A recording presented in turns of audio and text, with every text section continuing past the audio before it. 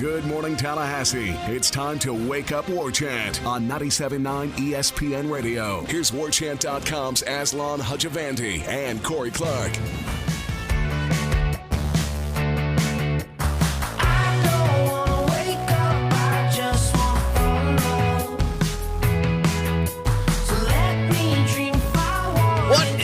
Welcome into the show. It's Wake Up War Chant. I'm Aslan Hajavandi, Director of Digital Media for WarChant.com, alongside Corey S. Clark, Senior Writer and Columnist for WarChant.com, as well as shows on 97.9 ESPN. It's Wake Up War Chant. Here we are. Day one in the books, Corey. Day two just hours away. So much to talk about. But first off, just emotionally, what is your excitement level? That's what I asked everybody yesterday. How excited are you to be out here? How different are things now than it was 1 year ago when you stepped onto that Al Dunlap practice complex yesterday? My excitement, I mean, it's fun that we get to watch. That's pretty neat. It was really hot, so that drained me. I'm not as young as I used to be, Aslan. I don't know if you know that, but the sun really just kind of saps it out of me now. Boy, I probably had literally like 6 or 7 cups of water. Like, I know they're probably for the players. I would assume most of those cups are for the players, but old Daddy didn't care. Daddy was getting water because he didn't want to pass out. But yeah, man, it's just different. It's all different, and it's stuff we've talked about for going on 8 months now. The whole vibe, the whole deal is just different. There's not a lot of screaming out there. Right. There is music. I think the selection was a little too limited on first day of practice. Didn't really hear. Not a lot of the diversity. Not a lot of. I will tell you this though, and I'll be honest, guys. You know, I'm 43. The rap that I grew up with, or hip hop that I grew up with, was Biz Markie and things like that. The novelty rap. I did like Public Enemy, but it was just a different kind of music. Uh-huh.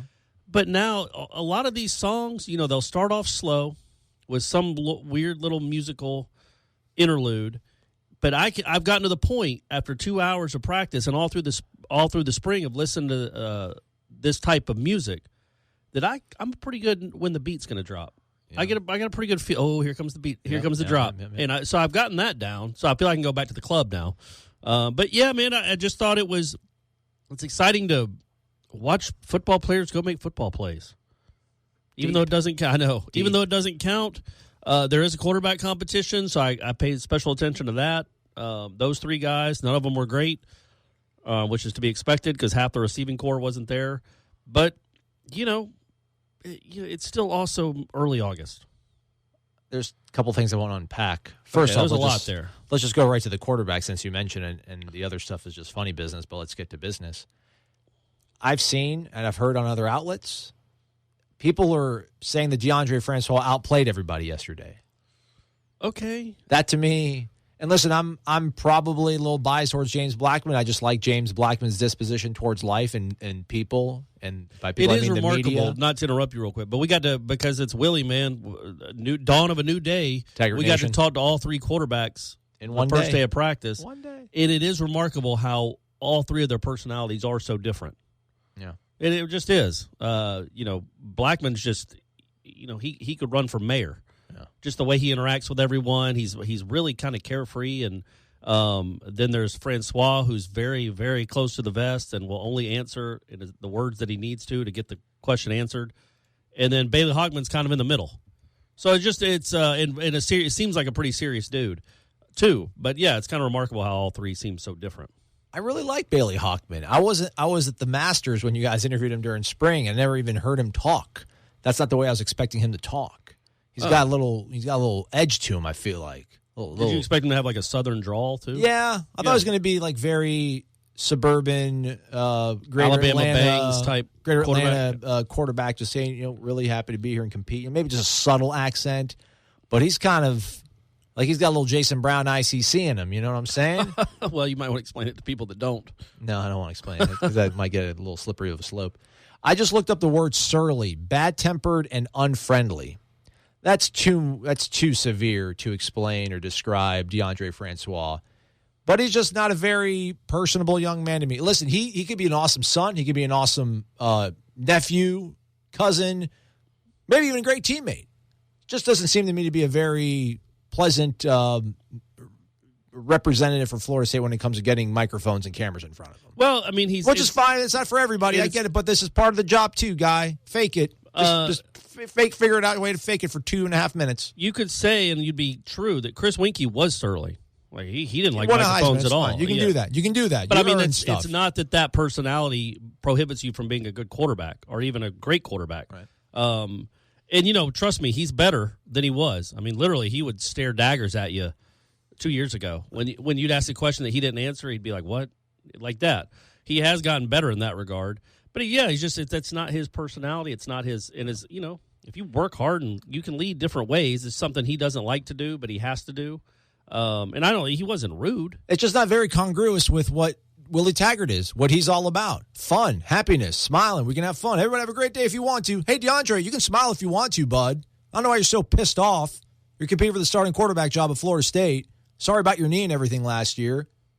I just don't know. It just rubs me the wrong way. I'd rather him not be the starting quarterback for my alma mater, but if he's the best guy for the job, then so be it. All right, let's go. 12-0. Woo! You got all that from that 5-minute interview? Just didn't like it. I mean, I gave him an opportunity. I'm like, are you misunderstood, DeAndre?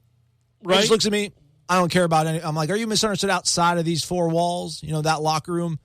I don't care about what anybody else has to say about me. All right, cool. There's 6 billion people in the planet, but we'll just care about the 100 people that are in the locker room with you. Awesome. No problem. Cool. Well, that's how he was raised in college football, buddy. That's the mindset he was indoctrinated into when he got here, when it was us against the world and it was a tight circle. I mean, that's what the last guy preached.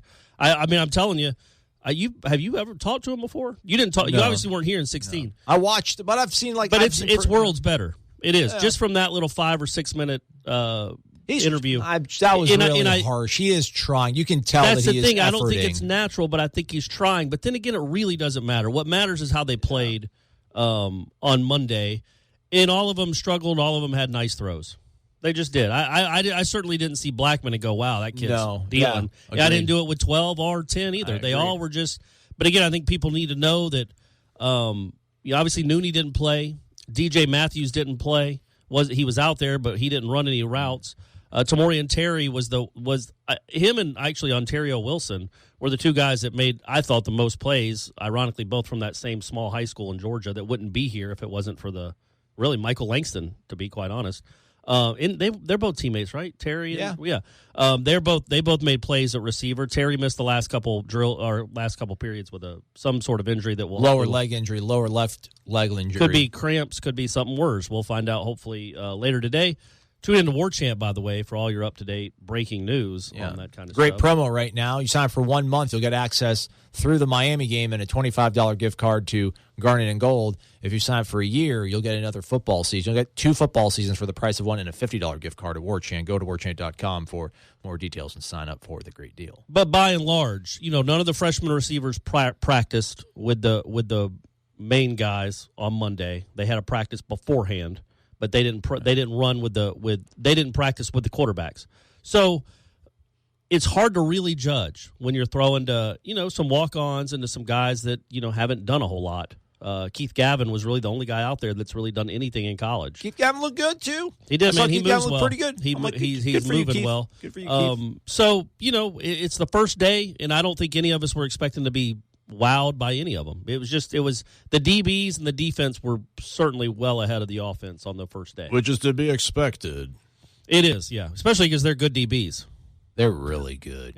Yeah, Levante and really Samuels are good players. That might be the best segment on that entire team. Running backs are really good too. I get it, but. I'd say running backs and then DBs, but the DBs there's a lot of good running backs at a lot of different schools. Maybe not as many as Florida State has, but a lot of teams have 1-2 punches that you're like, that's pretty good. But like Stanford Samuels, I think in Ira's observation thread, I think he said that he saw him running second team. I thought I saw him mostly running first team when I was out there. But the fact that he's a guy, I mean, Stanford Samuels is like rangy. He's really good. He's like super physical, super long. Yeah. Up there like making people's lives miserable on the outside. Yeah, I mean, again, I didn't see anything from anybody in a red jersey that made me say, all right, awesome. And it's early. Red jersey being the quarterbacks. Right. Yeah. I'm not down on anybody. I'm not like, oh, wow, James Blackman, you lost your chance, or DeAndre, you got to play better. I mean, everyone's got to play better. But I did not walk away from there thinking somebody outshone Is that the word you say outshone? Or outshined? Or outshined? Yeah. Apparently, I said another word. I said hackneyed. Is that not? It's spelled hackneyed, but it's hackneyed. Hackneyed, yeah. Hackneyed. When did you say that? I didn't hear that. I don't know. You never listen to anything I say. I could have said it 3 months ago. I keep could have said waiting it for yesterday. the mouth to stop moving so I can talk. Whoa. That was a joke. I don't even see you half the time we do this show. We had analytics show that you speak 67% of the time on the show, man. That's kind of my job, right? I think most people wish it was 90 or 95. I don't care about those people. I'm just kidding. I apologize, DeAndre. I was a little sorry. I'm just got everything's going on in my life right now, DeAndre. I just took it out on you. I apologize. It's kind of a you deal right now. It's not. You're lashing out right now. Sorry, DeAndre. For other stuff going on. You're good. I don't know your story, man. I don't know your experience. I don't know why you got to this point, and we're all the sum of all of our experiences in life. I don't know what our experiences are. I don't know why. There's probably a good explanation for this. I never had a problem with him staring people down and like giving them that look of dumb question when they ask dumb questions. But I just feel like there should be a little more. I mean, it was a beautiful day to go out there. It's just not. It's just not him. But that doesn't mean he can't be a great football player. I don't think Chris Winkie did a lot of laughing and joking. Yeah, that's correct. I just kind of wish I was covering a Jameis kind of guy. Just happy-go-lucky. Right. Just you say so. Gleam in his eye. Well, yeah, that was something. That stuff, yeah. The rest of the other stuff, we don't condone that sort of stuff here on the program. Well, just that whole last year and a half of him being at Florida State was kind of a chore to cover. Subsequent about 2 years, 3 years of his it hasn't really gotten a whole lot better for my man. He might want to turn that around. It's all right, man. We'll turn things around right after this. We'll be right back. It's Wake Up War Chant, 97.9 ESPN Radio. You're locked in to Wake Up War Chant on 97.9 ESPN Radio. Right stroke, put a baby in a spiral. Soprano C, we like to keep it on the high note. It's levels to it, you and I know. Tell them be humble. Hold up. He's Corey. I'm Aslan. The show is Wake Up War Chant. It's 97.9 ESPN Radio. Day 2. Fall camp. What do we call this? Is it preseason camp? Is it fall camp? A little bit of both. Yeah. I go back and forth. Because once classes start, then it's game week, and then I feel like then that becomes a whole nother. Then it's like now it's the real season. Everything was preseason. And it's weird to call it fall camp when it's in first week of August and it's 1,000 degrees outside. It doesn't feel like the fall. So just camp, maybe? I joked with you almost. I was like, are you all right? I'm like, are you falling out? I'm like, do we need to take a breather before you record our post-practice sort of observation thing? You're like, I'm good. I about fell out, I felt like, earlier in the day because I tried to be all brave and not stand in the shade. I'm like, let me get like a little bit of a farmer tan. Let me get back to my natural hue, my natural glow. Right. I still don't know how football players do it. I remember covering high school football in Mississippi, and I'm just thinking to myself, I'm covered in sweat. You're in pads. Yeah. And you're running. For 2 and hours. You're exerting. Yeah. Like, how are you not keeled over? It's quite amazing. And I could kind of tell that you were getting a little bit, like the sun was getting to you. I kept talking your ear off. I'm like, I need to stop talking to Corey. I think he needs to just be by himself for a little bit. Going. Yeah. The Powerade helps, man. Not a fan of the blue. Is there Powerade in the Powerade coolers? It's not water? Yeah, it's both. Water. It's a little bit of both. It's 2 of them are water, 2 of them are Powerade. Okay. Does it signify? Do you know which one's which? No, you just have to squirt and hold. Okay. Hey-yo.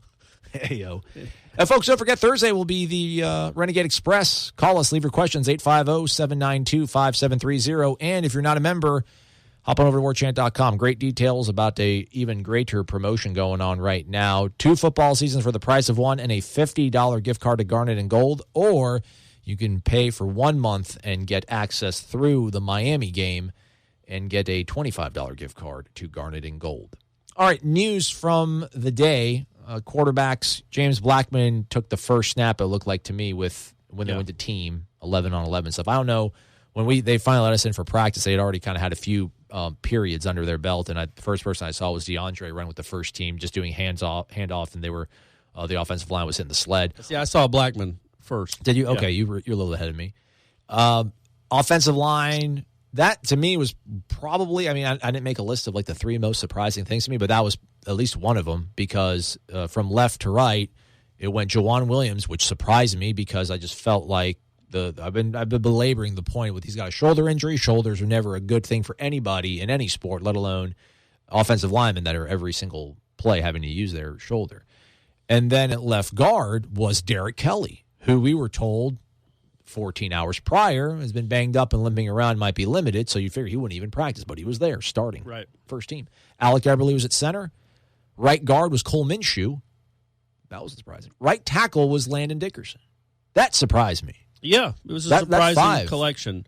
And I didn't really pay attention after that to how much Derek Kelly did in one-on-one stuff. I don't know if he practiced that at all. I mean, to get an idea, people, it's literally them on nobody. It's when we walked, when it was the starting 5 linemen, it was them it was 11 on air, basically. So they're just kind of moving. Maybe they were with sleds. They were hitting the sleds. They were hitting the sleds, but they're not hitting real people. Mm-hmm. And so obviously they didn't feel that Derek Kelly could not do that. But when it came to actually blocking real people, I don't know that he was out there doing that.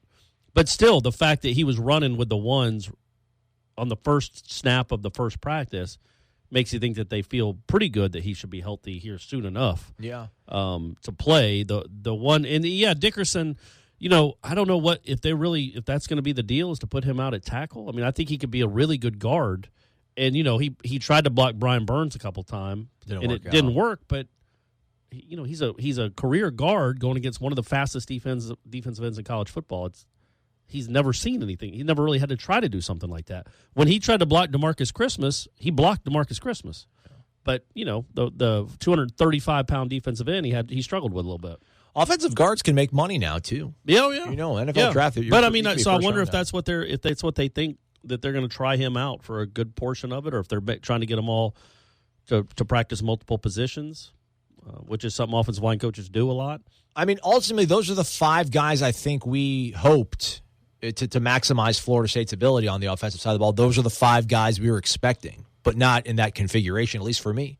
I thought your tackles were going to be Derek Kelly and Juwan Williams. I thought Derek Kelly would be the right tackle. I thought Dickerson would be on the inside left guard. But I guess, that's as easy as swapping those 2 guys. But that was kind of a surprising development to me to first off see Derek Kelly out there, because we thought he wasn't going to practice at all, and then see Landon Dickerson over at the right tackle position. Defensive, I mean, when they were doing like combo stuff, like they were doing combo blocks. They had 2 offensive linemen on 1 defensive tackle, and I think I saw Derek Kelly participate in that. I did not see DeMarcus Christmas took 1 rep, and I don't think he went against Corey Martinez. Whoever he went against, he packed the guy's lunch for him. Right. DeMarcus Christmas looked really good, but then they kind of limited his. I don't know if he's on a pitch count, but they're thin at defensive tackle, especially with Marvin Wilson not being out there in terms of like proven, commodities. I guess Fred Jones was running a lot of first team, and he wasn't really having a standout. I tell you, a guy who impressed me was the freshman. Is it Cooper? He's the kid from Georgia. He's from Lilburn, Georgia. The trench monster. Holy moly, that kid is a strong beast, man. Like 6'2", 380. Is he 6'2"? Because I'm telling you, he looks like he's like 5'. Just the way he carries it, it looks like he's 5'11". He looks very like stout. He's just a stout dude that really pushes people back. He is crazy strong for a kid that's never played college football. He was pushing everybody back. Was he? I saw him. I saw him twice. Okay, where he pushed the guy 5 yards back both times. It's really just that quick thrust right away, and that's natural. Obviously, natural power because he hasn't been in a weight room yet, college weight room anyway. So that'll be interesting to see him moving forward. But some of those guys are going to have to play because I don't know when Marvin is going to play. Yeah, there was something from Ira, I think, that said a little bearish on his return. Maybe not as optimistic for a Labor Day sort of. Yeah, which is too bad. I mean, you want him. You're going to need him. I guess you could technically miss Virginia Tech, which you need him for, and then get him right those next 3 games. Hopefully you can win without Marvin Wilson. We got Samford. Let me turn the microphone so you can actually hear me. Samford, Syracuse, Northern Illinois. So he getting a whole month off and then come back for the Louisville game, or maybe even bring him back for the Miami game. I always hate speculating about that stuff because it's so easy for people that aren't hurt, that aren't in the arena. Be like, oh, yeah, just take another month off and then come back for the Miami game. You'll be fine. Right.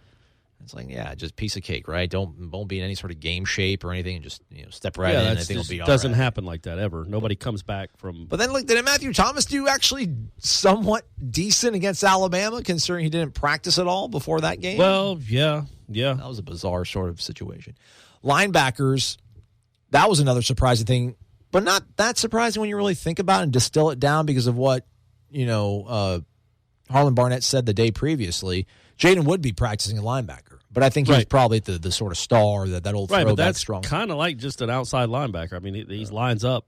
Traditionally we're used to seeing linebackers line up, so that's kind of that position.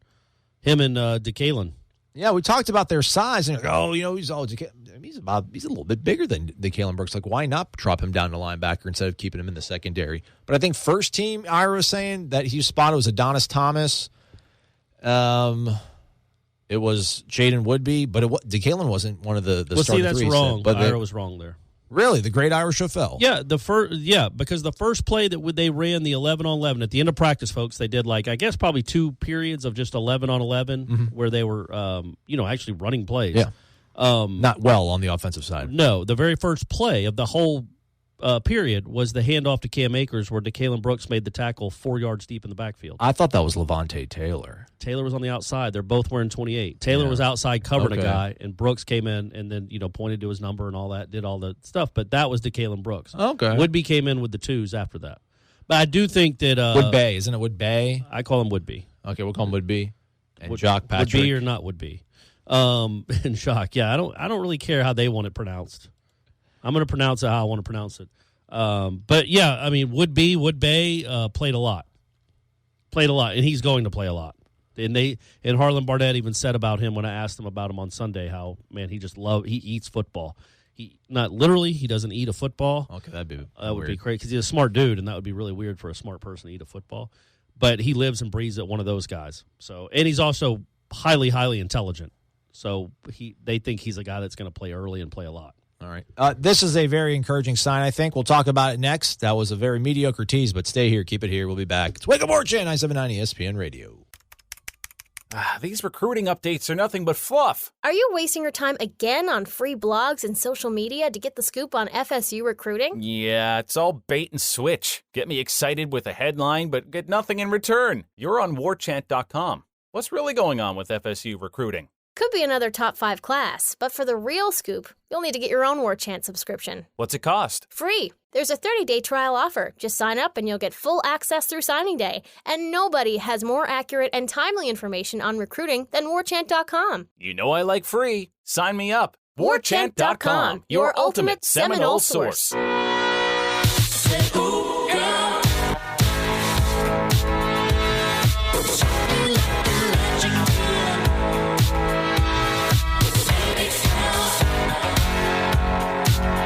up! 97.9 ESPN Radio's Wake Up War Chant. Aslan. Corey Clark in the hills as well. Day 1 in the books. Day 2 of, almost said spring.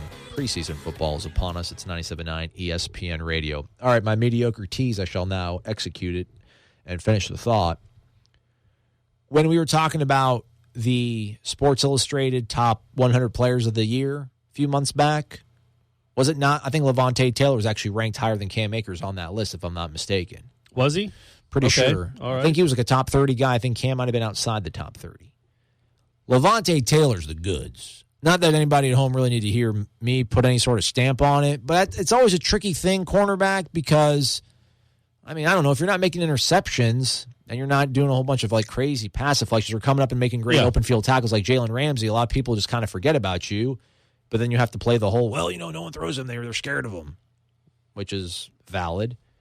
But I feel like on so many of we had to stop filming after a little bit, but on so many of when they were still doing, like, not one-on-ones, I guess you could accurately say it, but he was going up against Tamorrion Terry, and I think that was by design. I think that's probably I think Tamorrion Terry, Terry, the two that he went up against all the time were Samuels and Taylor. Right. Those are the two corners he always went up against. Yeah. I feel that's probably sort of a, hey, listen, we got to get you ready. Like, not that he's not prepared, but listen, let's throw you against the number one guys that we have to get the best out of you. And get them better, because that's the best guy. To me, yesterday, before he went down, that was the best receiver on Florida State's team. So it was good for those two guys, too, to go up against him. Yeah, I mean, I guess the receivers really didn't wow me. I saw 2 routes Keith Gavin ran against, I think, Keith Myers and Kyle Myers, sorry. Keith Gavin. That's why I said it. Everybody relax. Keith looked good. I mean, it was 2 reps I saw. It was 2 reps at the beginning of practice. I hate putting too much stock in that sort of stuff. But, I mean, Levante Taylor's really good. Like DeMarcus Christmas and the limited amount of reps I saw, really good. Brian Burns, my guy Landon Dickerson, beat him down. I mean, easily. I mean, it wasn't even fair. I mean, those are your best most experienced guys at some of the most important positions on the field, at least defensively. I mean, offensively, it's still, we'll see how that all develops. I mean, you really can't say too much about Cam. They're not in pads, and it was just kind of running through the sled. But those three guys are at, not at each level because you got Burns and Christmas on the front four, but your best players look to be playing like lead roles. That's got to be an encouraging thing. Yeah, man, and it's just, I think it'll help. I also think it'll help when Nooney gets back out there, whenever that is, just because, I mean, he was talking even though he didn't play. Like, he was still with the receivers talking trash to the DBs. But I do think when you get out there and you get that, because I don't know what kind of kid Tamorrion Terry is as far as going at someone. I mean, I know he'll go make plays. He looks like he's a competitive kid, but is he talking to him? Is it one of those deals where they really take it seriously? And I just think somebody like Nooney Murray, if he's pissing off the other guys, well, that's going to be more like game. That's going to be game reps almost when you're going against those guys. And so I think that will help. It was a pretty quiet, to me anyway. I've watched a lot of these over the years when they let us watch. It was a pretty quiet period of one-on-ones with the DBs and the wide receivers. There wasn't a whole lot of talking, right? And I mean, there was really nothing the receivers could say because they were getting shut down by the corners. But I think if Nooney's out there making a few plays, then all of a sudden it gets a little louder, gets a little more competitive. But I will say, and there were a couple and I wrote about one of them where I think they threw a long pass to Terry, and he went up and caught it, snatched it over Taylor. But as he was coming down, Taylor ripped the ball out. Man, that's competition. That's good stuff, and that makes both guys better, and that's what this team needs. And I think you're right. You hope Terry's okay because you can tell that's the guy they think is going to. I think even after one practice, I'm like, they think that's going to be the guy. That's why he's against those two guys every time. They want him against those two guys because they think he's going to. He has a chance to be the super duper star. But man, you're not going to go against many better corners than those two guys that you're going up against every rep. They're really good. They're good, and there wasn't a lot of. There was one. The most impressive thing Terry did was it was against Samuels. It was about a 12-yard stop, back shoulder kind of throw. Mm-hmm. He didn't get much separation. Now remember, when they're pressing you, those two guys specifically, they are slapping the tar out of you as soon as the ball is snapped, and you got to slap back, and they are up on you, in you, and he got around him a little bit, stopped, got in front of him, almost like boxing him out. Caught the ball as Samuels was slapping his hand as hard as he could. He still snatched it with both hands. And, again, that's what you kind of want to see is what kind of hands does the kid have because he has everything else. But for him to make that catch and hold on to it with Samuels slapping at him, he's got strong, strong hands. If he's healthy, man, I'm just telling you, if he can stay healthy. There was nothing I saw from 15 that lessened my enthusiasm for him. But, yes, those two corners are going to make them all better. And wait till those freshman receivers get out there and have to deal with that a little bit. What do you think about that? I guess the whole fact that they had a kind of pre-practice practice for those guys. Yeah, it's odd. I'm sure there's a reason for it. We can ask Willie later today about it. I guess just getting them acclimated, seeing how. But they weren't running with the quarterbacks. But yeah, I've never really seen that before. But it's like a JV practice, almost. Essentially, yeah, to get acclimated to get ready for the real one, maybe in 2 days. I don't know when they're going to be back with the regular team, but I do think, Willie knows what he's doing, sure, but I think they could have used some more bodies out there at wide receiver. How much of that goes back to, to pivot back to Tamorrion Terry? How much are you, I'm not saying changing your mind on anything, but how much are things affecting the prism through which you look at him from the story that you wrote in terms of what you're looking for at practices and the comparison maybe to Kelvin Benjamin? Just because, DJ Matthews is a special kind of guy. Nooney Murray is a special kind of guy in his own right. But what Tamorrion Terry has is he's a completely different weapon than anyone else on the roster. Well, what I was looking for, which I think is going to be really important for him, is, man, how competitive are you? That to me is 60% of everything. The talent is there. We got that. But are you a dog when it comes to competition? Was KB? He was, yes. His last year, he became one where he just dominated folks and told them about it. He was, he came in probably 30 pounds overweight as his freshman. Right. That's why he didn't play. But once he got into shape, yeah, he was real competitive. Obviously, Rashad Green was really competitive. If you're not just okay being a special athlete, but not really working, not really having that next level of competitiveness, To be a great wide receiver, man, you got to have that because it's so physical.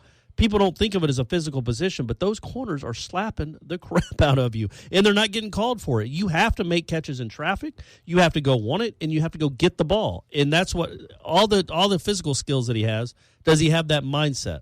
And it was just one day, but he was going against those two guys, and he didn't back down an inch, which I thought was a good sign.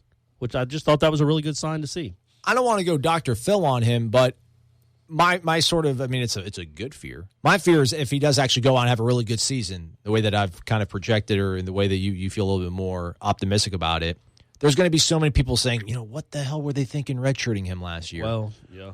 But I think from where he played ball at such a small school, then you come to this level of football that young, and maybe you need that sort of mental, that little, vinegar in you, if you will. I mean, the dog or what have you. And you're not going to have it when you're 18 years old coming right out of playing, 2A football in Georgia. Maybe he's just not programmed that way. Maybe, and he needs to get that sort of confidence about him, and he needs to get that, that killer instinct, and you're not going to have it straight out of high school. Maybe that 1 year of sitting has gotten that, because I believe what you're saying. I'm with you on that, because again, this is all qualified by we hope he's healthy. Right. Yesterday was just a cramp. We'll find out more today.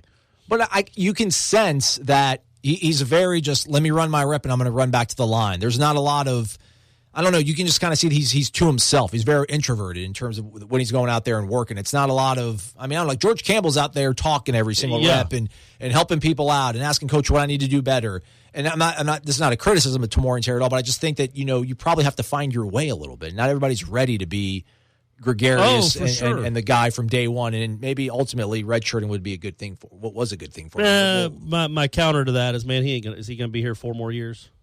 That kid. No, but I mean, what about the development of him though? I mean, he could have stunted himself he could have been out there running posts instead of walk-ons. No. I think it's odd that he wasn't. They just thought they couldn't utilize that guy, which is just bizarre to me just looking at him. But it's two different conversations. I'm not, whether he should have been on the field last year is different to me than what if he has what it takes to be a superstar. Okay. And I think what I saw, just the competitiveness that you saw that first day, as a kid that's never caught a pass in college, going up against 2 of the best cornerbacks in college, I was impressed by the competitiveness. Yeah. Fingers crossed everything works out for him health-wise. Again, it was like a lower left leg injury. We'll see how that goes. Willie, I think Willie will be pretty open about, heck, he told us Derek Kelly was hurt. Derek Kelly was out there practicing. We would not even have known he was hurt if he didn't say anything. So I think he'll probably be more honest than maybe he should at times, which is good for you guys and us. Let's step aside. Final time of the day. We'll be right back after this. It's Wake Up War Chant, 97.9 ESPN Radio. You're locked in to Wake Up War Chant on 97.9 ESPN Radio. We're back. Me, myself, Aslan, and he, Corey. We're going to go to practice in a few hours. It's going to be kind of cool. I like being out of practice. Maybe not that early in the morning, but it's fine. Yeah, I mean, it was pretty hot. Almost passed out, probably. I guess, yeah, imagine if it was, thunderstorms roll through. Matter. But it would be even hotter at 4. I mean, at that point, 93 degrees versus 96. I mean, what's the difference? You ever sweat so much that it starts dripping off your hat, like the front bill of your hat? Have you ever sweated that much in your life? What? It's weird because you keep saying you're sweating all the time, but you don't look it. Your shirts don't look like you came out of a swimming pool. Well, because unlike some people on the beat that are covering practice, I wear undershirts. Right. I wear dry fit undershirts. Okay. So those things I could wring out like a washcloth after practice. Right. It's pretty disgusting. Yeah. But they soak it all up. So the second shirt, pretty dry for the most part. But my hat, especially because I don't have any hair to sop up the sweat, it just goes straight to the hat, and literally it'll look like it's raining off my bill. No kidding. I sweat a lot. I sweat so much sometimes that my belt gets wet. Oh, that happens to everybody. Oh, does it? Yeah. Okay, I thought it was just my midsection. Your brown wallet turns black. Yeah. Happens, yeah. All right. It's Florida, brother. That's how it works out. It is brutal. Any cool anecdotal stories you have from yesterday's practice, Corey? One thing that I saw mentioned Corey. Jeez, golly. It's all right, Aslan. You're doing well, buddy. You can do this. I went like 7 innings. George Campbell, it was Keith Gavin and run a route. I guess the depth wasn't to the degree that David Kelly liked, and David Kelly was just, hey, come over here and let me show you how to run it. And I saw George Campbell run from the line. He was talking to Terry and David Kelly told Terry and Gavin to come here because he wanted to correct something real quick because they were the last two to run a route. Yeah, and then George Campbell comes running up there like what's going on? Tell me, coach. Tell me. Like that was because everybody I think is rooting for that kid, right? Everybody's rooting for George Campbell, and he was he certainly seemed invested. Like I noticed that too. That was right in front of us. He ran up to see what David Kelly was telling the two other receivers because he just wanted to hear it, which was great. And I don't even think he was running routes. No, he wasn't. He's out there, but he's still not healthy because he's not. He did individual stuff. I don't know if he did in that period, but I saw him like run through the pile, like the tackling dummy thing or whatever. It's got all the little pylons. You have to run really fast and make it through it. I saw him do that, but then when they started, they stopped individual stuff and started doing more team oriented things. He was on the side doing rehab work. Right. Yeah. So I thought that was really cool. I thought he was really encouraging to his teammates when they ran a good route. He'd tell them, even if he was having to yell all the way across the field. I think he's trying to be a leader. Again, though, to be a leader, you got to go on the field and make plays. You got to get on the field. So hopefully that happens for that kid because he hasn't been able to do much since he got here. All he does is catch 20-yard passes against Alabama, though. Yeah, that's literally all he's done, right? No, I'm not saying that in a bad way. No, he's been hurt. He had a 60-yarder against NC State, too, I think. Okay. Down. He's a big dude that can run, man. There was a moment, and again, this is all balanced on whether Terry is okay or not, but there was a moment when it was just 7 on air, and they were just throwing to tight ends and receivers. But it was one pass where it was like an out to Terry in the end zone for a touchdown, or maybe he ran over the middle and just snatched it out of the air. Nobody was on him, but he snatched it. The next play is Trey McKitty doing an out in the end zone, and he just snatches it like one-handed. And then it's like, man, these guys, it's like a basketball front court. I mean, these are big, big dudes that can move if they're healthy. When you're talking about Terry, Upshur, Trey McKitty, George Campbell, if he could get out there. Those are big, impressive dudes, man. Warren Thompson was out there. Warren Thompson for a true freshman. He wasn't out there practicing. Right. He came out later after his practice, and he is a massive dude for a freshman. Yeah, man. They look different. It's not a bunch of 5'9" guys anymore. They got a few of them, but it's 6'3", 6'4" guys that look like they look like a front court. I mean, they're just big, athletic guys. They can move. Bunch of shooting guards out there running routes. Yeah, I guess I keep saying front court, but that would be a small front court in college basketball today to have 6'4" forwards. What I was going to ask you about, what did you think, because I wrote about it, it should be on War Chant by the time you're listening to this, about Walt Bell and Willie Taggart and how what did you think about what Walt Bell was doing during practice? Because I think a lot of people are wondering if this is going to be a lot like Randy Sanders being the QB coach, quote unquote, when Jimbo Fisher's yelling at the quarterback all the time and Sanders is in the background. To me, it looked like, okay, Walt Bell has a role, and he's really coaching these guys up. He's not just out there to be a quarterback's coach in name.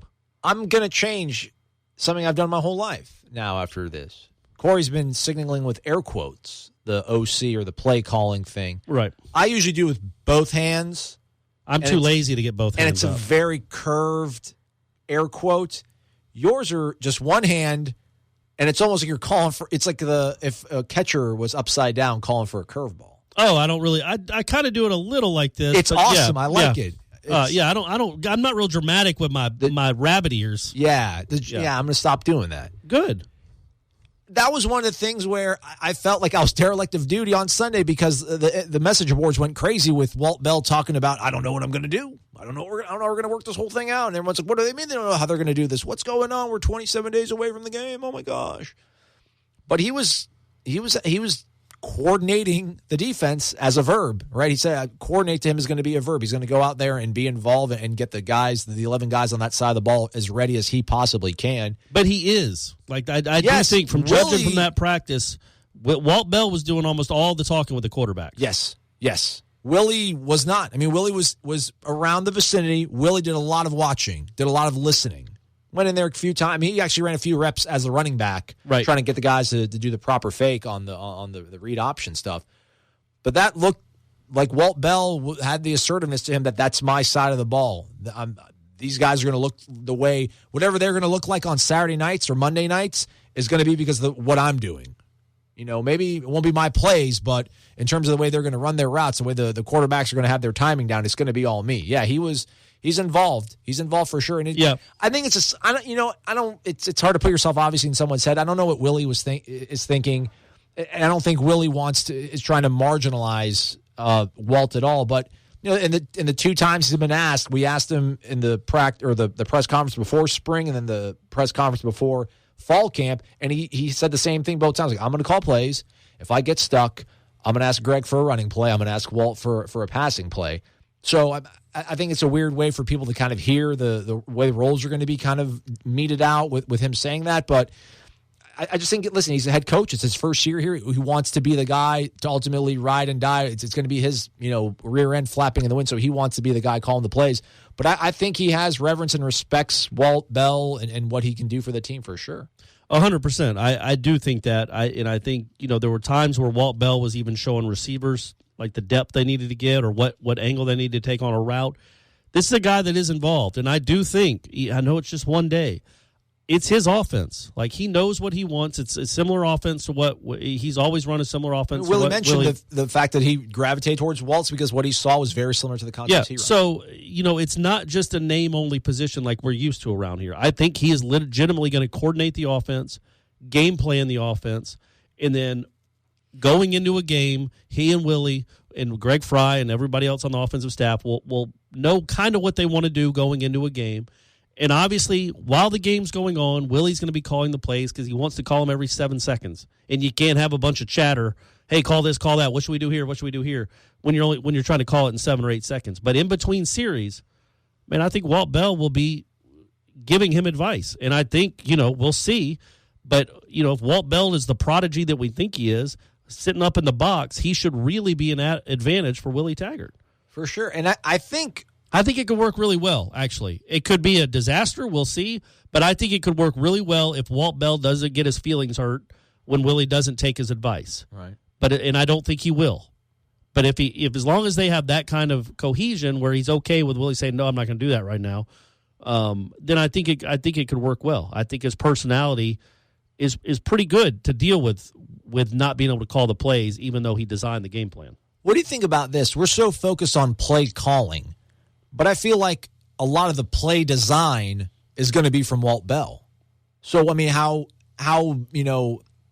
terrible is it for poor Walt if he's not calling plays, but if he's the guy that's designing them? Because I feel like you said, he's out there giving receivers cues in terms of depth and what they need to look for in the secondary, and he's exclusively, it seems like, talking to DeAndre and James and Bailey Hockman, that, they have the same sort of, they're off the same branch in terms of what they want to run. But ultimately, a lot of the concepts are going to be things that Walt is designing and installing, and then it's going to be, Willie's going to be like, okay, I like those concepts. Obviously, I'm going to allow that to be in the playbook. So isn't that maybe the most important thing, that for the offense to look like Walt Bell and for Florida State fans to see, the genius, if you will, of Walt Bell? It's ultimately going to be the plays that are designed are going to be the ones that come from his mind. Yeah, well, Willie's calling them. It's the lines. It's I don't know. It's like an actor, right? I mean, if it's my lines coming out of your mouth, I mean, who's the real genius in this whole thing? I think it's not so much maybe the plays designed, because I think there's only so many ways you can design a play now. I think they have similar plays. It's the game plan you install each week. What are we going to attack? What about this defense? Do we have a huge advantage? Where is our strength? How are we going to attack this defense? And that's the work that gets done Sunday to Friday. And I think Walt Bell is going to be really good at that. I just think he will be. He's a really impressive guy that really knows football. And I think Willie trusts him to do that. When the game's going, play calling, we put a lot of stock into that. And Jimbo used to say this all the time. We put way too much stock into actual play calling. You execute the play, it works. If you don't, it doesn't. That was Jimbo's line all the time. And I think there's truth to that. And especially if you're going to breakneck speed, it's not necessary. I don't think Chip Kelly, or who was the guy that replaced him, Helfrich? Yeah. I think he was the best. He obviously wasn't a great offensive coordinator by any stretch. He didn't design these miracle plays. He had a great quarterback that ran his system really well, and they won games, Sunday to Friday. And then they just wore teams down. I think that's kind of what they want to do, and I think that's where Walt Bell will earn his paycheck. I think that's how he's going to earn his promotion to be a head coach soon, is what he does Friday to Sunday or Sunday to Friday, whether he's calling plays or not. And if they work well together, man, and as long as they stay healthy, it should be a fun offense to watch for the 2 or 3 years that Walt Bell is here. You're not panicking about anything, though, right? I'm not. You're not too worried about the way the quarterbacks looked and the way they looked in team. Man, I'm telling you, and I know it's cliche, you would be panicked if the DBs were just getting torched by those wide receivers. Yeah. You'd be like, oh, boy. If the defense really struggled in the 11-on-11, you'd be like, man, this isn't going to bode well. The defense is supposed to be ahead, way ahead, and that's good for Florida State if the defense is dominating or seemingly dominating on the first day of practice. Only thing I'll run counter to that is, I mean, the starting front four for Florida State on defense is a mishmash of guys. Right, but I wouldn't say they dominated the running game. I was thinking more like the back seven. Okay. I just thought they were collapsing. There wasn't action. There were a few runs that popped out. I remember James Blackman had time on one play, and it was like he would have got sacked if they would have let him be open. But otherwise, he had a pretty – I mean, the quarterback seemed to have a pretty decent – The back seven, to me, kind of dominated Florida State's skill position, especially the guys pass catching. But again, like we said, DJ Matthews wasn't out there. Nooney wasn't out there. Terry wasn't out there for the last two periods. And all the freshmen weren't there. Let's go out to practice, right? Let's do it. Let's go. Hopefully it'll be a nice, cool August Tallahassee day. Speaking real quick, like 30 seconds left. My man, David Kelly, what are you doing out there, bud? Guys, if you don't know, oh my God, he's wearing a full-on gray sweatsuit. Yeah. Like not an old-school sweatsuit, not like one from the 60s, one I used to wear as a kid. 100% cotton. Nothing crazy. Nothing breathable. I mean, he must lose 9 pounds a day. It's nuts. And sweatpants. In sweatpants, yeah. It's not just the sweatshirt; it's the sweatpants. It's crazy that he's wearing that. And he wears the same outfit all the time. I love him. Hopefully, he's one of the guys that we'll get because on the availability, it says some days it says Taggart and athletes, other days it says offensive coaches and athletes. Right. So I'd really like to get him. I like the way he coaches those guys. Definitely. All right, man. Let's go see how that works out. We'll be back with another show. The same time we do it all the time. That was a terrible goodbye. Corey, fix it, Corey. You're good, buddy. You're good. This was a great show. You did a great job. I don't care about the last. You're like David seconds. Kelly, always lifting the spirits of guys. What I do. He's Corey Mazon. We'll talk to you guys later. WarChant.com is the ultimate inside source for FSU football and recruiting. And now you can get in on the action for free for an entire month. WarChant.com is offering a risk-free 30-day trial subscription. Get full access to the #1 website covering the Seminoles just by entering the promo code WarChant30. That's WarChant30. Sign up and get in on the world's most active FSU message boards. Receive breaking news, stories from our award-winning staff, plus get exclusive interviews and videos. Just enter the promo code WarChant30. WarChant.com, your ultimate Seminole sports source.